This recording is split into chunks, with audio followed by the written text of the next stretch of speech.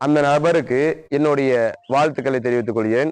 இது மட்டும் போதாது, தமிழக அரசு அந்த நபருக்கு அரசாங்க வேலை தர வேண்டும் என்று என்னுடைய கோரிக்கையாக தெரிவித்துக் கொள்கிறேன். இது போல செயலை செய்பவர்களுக்கு இது ஒரு முன்னுதாரணமாக இருக்கும். பக்கத்துல பாத்தீங்கன்னா எல்லாருமே வேடிக்கை தான் பார்த்தாங்க. அந்த வண்டியில வந்த பையன் நின்று காப்பாத்திட்டு போனாரு. அவருக்கு என்னோட வாழ்த்துக்கள் நத்தத்து மூல சார்பா. பாத்தீங்கன்னா மழை பெஞ்சாவே பள்ளம் பூரா தண்ணி தேங்கியிருக்கு. மக்கள் போக முடியல, வர முடியல. சின்ன குழந்தைகள் கொஞ்சம் நடந்தும் போக முடியல. மின்சாரம் தாக்குறது ரொம்ப அடிக்கடி நடந்துகிட்டே இருக்கு இந்த விபத்து.